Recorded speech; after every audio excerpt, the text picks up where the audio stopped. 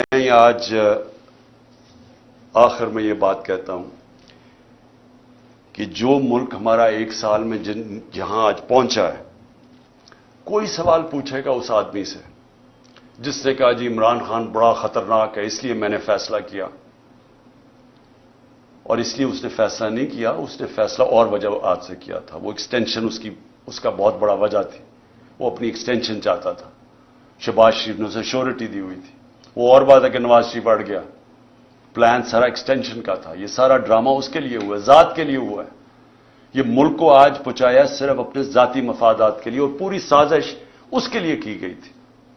تو آج کوئی پوچھے گا اس کو کہ جدھر آج پاکستان ہے، 9 لاکھ لوگ ہمارے پروفیشنل ملک چھوڑ کے چلے گئے ہیں یہ پچھلے چند مہینے میں، امید چلی گئی ہے پاکستان سے۔ شوکت خانم سے 4 ہمارے کنسلٹنٹس چھوڑ گئے ہیں۔ یاد رکھیں کہ جو کینسر کے ڈاکٹرز ہوتے ہیں دنیا میں ان کی ڈیمانڈ ہوتی ہے، بڑی مشکل سے ہم ان کو لے کے آتے ہیں پاکستان، کیونکہ ایک کہیں معمولی سا بھی جو آنکولوجسٹ ہوتا ہے کینسر کا ڈاکٹر، اس کی معمولی سے کہ بھی وہ تنخواہ ہوتی ہے جو ہم پاکستان میں نہیں دے سکتے، تو مشکل سے ان کو لے کے آئے۔ تو یہ جو حالات دیکھ کے 4 ہمارے ڈاکٹرز چھوڑ کے چلے گئے، مایوس ہو گئے ہیں۔ تو کیا کوئی اس کو ذمہ دار ٹھہرائے گا کہ تکبر کے اندر فرعون بنا ہوا کہ میں نے فیصلہ کیا جی ملک کی بہتری کیا ہے، اور اس کے لیے آج جو ہمارے حالات ہیں کوئی ادارہ ذمہ دار ٹھہرائے گا؟ کیا یہ قانون سے اوپر ہے؟ ان کو کوئی پوچھ نہیں سکتا۔ حمود الرحمان رپورٹ 25 سال کے بعد جو ملک ٹوٹ گیا تھا ہندوستان میں چھپی تھی، پاکستان نہیں آئی تھی، کیونکہ وہ یہ سمجھتے ہی نہیں ہیں کہ جب تک ایک معاشرے میں تنقید نہیں ہوتی معاشرہ آگے نہیں بڑھ سکتا۔ جو ساری ڈکٹیٹرشپس دنیا میں فیل ہوئی ہیں ان کی سب سے بڑی وجہ ہے کہ ڈکٹیٹرشپس کے اندر تنقید نہیں ہوتی۔ جب تنقید نہیں ہوتی معاشرہ سکڑ جاتا ہے۔ یہ جو جمہوریت کی خوبی ہے یہ کہ وہ تنقید ہوتی ہے اور تنقید سے اپنی صلاحیت کرتا ہے معاشرہ۔ یہاں جب تک ہم یہ سمجھیں گے کہ جی وہ ایک سپر کنگ تھا، وہ جو مرضی فیصلہ کرے، ذمہ دار کسی اور کو ٹھہراؤ، اور وہ آرام سے کسی باہر والے ملک میں اچھی ہوائیں لیتا پھرے، کبھی بھی ملک آگے نہیں بڑھے گا۔ اور آج خاص طور پہ پاکستان کی اس برے وقت میں جو سب سے خوشائن چیز وہ یہ کہ پہلی دفعہ میں نے 1 سال میں جو چیز چینج دیکھا ہے کہ ہماری عوام جاگ گئی ہے، ایک شعور آ گیا ہے۔ ہمارا نوجوان سوشل میڈیا کی وجہ سے اور یہ 1 سال کی کیمپین میں وہ نوجوان ایک ایشو سمجھ گئے، بچے سمجھ گئے ایشوز، اسکول کے بچے، وہ شعور ہے جو کبھی پہلے بڑوں میں نہیں تھا۔ اور اس سے بھی بڑی چیز کہ ہماری خواتین گھروں کے اندر انقلاب آ گیا۔ میں سمجھتا ہوں کہ یہ سب سے خوشائن چیز ہے جب ایک قوم جاگ جاتی ہے اور جب اس کو سمجھ آ جاتی ہے حقیقی آزادی کیا ہے۔ حقیقی آزادی انصاف سے آتی ہے۔ جب ایک معاشرے میں آپ کے بنیادی حقوق کی حفاظت کرتا ہے آپ کے عدالتوں کا نظام، وہ لوگ آزاد ہو جاتے ہیں، وہ اس کو لیول پلینگ فیلڈ کہتے ہیں، وہ معاشری ترقی کرتے ہیں۔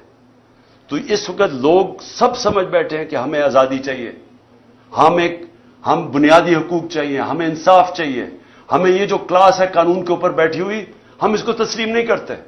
یہ جو چھوٹے سے لوگ ہیں جو ملک کے فیصلے کرتے ہیں، چوری کریں تو NRO مل جاتا ہے، قانون توڑیں تو اپنی FIR، ex prime minister FIR نہیں درج کروا سکتا کیونکہ وہ خاص کوئی آدمی تھا جس نے جو مرضی کرے تو اس کو ہمارا قانون کا نظام نہیں پکڑ سکتا۔ یہ ہے ظلم پاکستان کا، اور یہ جب تک چینج نہیں ہوگا ملک کا کوئی مستقبل نہیں ہے۔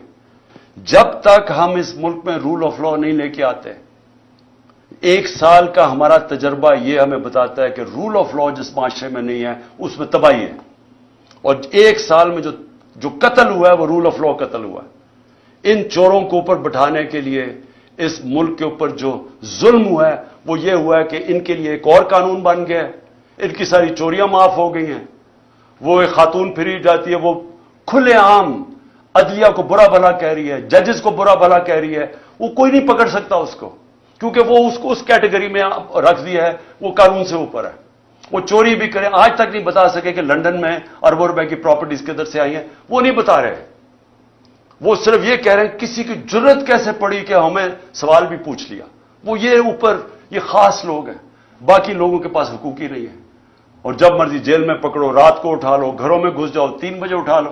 ایک ایکس پرائم منسٹر گھر 26 گھنٹے حملہ کیا غیر قانونی طور پہ، صرف اس کو یا اسے قتل کرنا تھا اور یا پکڑ کے جیل میں ڈالنا تھا، اور کوئی قانونی حیثیت نہیں تھی اس کی۔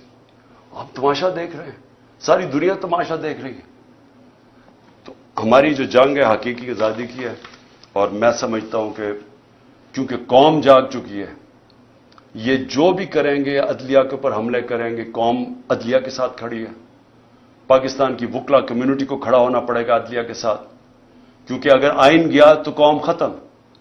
اور دوسری چیز کہ یہ جو کر رہے ہیں ہمارے جو لوگوں کو پکڑ ہے، علی مین کو جو پکڑا ہے، جو کیسز کر رہے ہیں، لوگوں کو جیلوں میں ڈال رہے ہیں، میں آخر میں یہ کہنا چاہتا ہوں کہ میری قوم تیار ہو جائے کہ اگر ان کا خیال ہے کہ ہم چپ کر کے یا تو انہوں نے الیکشن نہیں کروانے، تب بھی ہمیں سڑکوں پہ نکلنا پڑے گا، اور اگر انہوں نے اور پرامن طریقے سے، اور اگر انہوں نے الیکشن کروائے اور یہ سب کو اندر بند کر دیا، ساروں کو جیلوں میں ڈال دیا، کارکنوں کو جیلوں میں ڈال دیا، کینڈیڈیٹس کو ہراساں کیا، تاکہ ہمارے ہاتھ باندھ کے اگر ہم الیکشن لڑیں، اور ان کا خیال ہے کہ ہم چپ کر کے بیٹھے رہیں گے، پھر ہمیں سڑکوں پہ نکلنا پڑے گا۔ اور میں اپنی قوم کو یہ کہنا چاہتا ہوں، ہم ہر چیز کے لیے تیار ہونا چاہیے، اور ہم اگلے دنوں میں ہم دیکھیں گے کس طرح جا رہا ہے۔ اگر ہم نے دیکھا کہ یہ اسی طرح ہی یا الیکشن سے بھاگ رہے ہیں، کیونکہ الیکشن سے تو بھاگ رہے ہیں، اگر انہوں نے بھاگنے کی کوشش کی عدلیہ کو تقسیم کر کے، اور یا پھر انہوں نے ہمارے اوپر اسی طرح کے حربے استعمال کیے، ہم سب سڑکوں پہ ہوں گے۔ پاکستان زندہ باد۔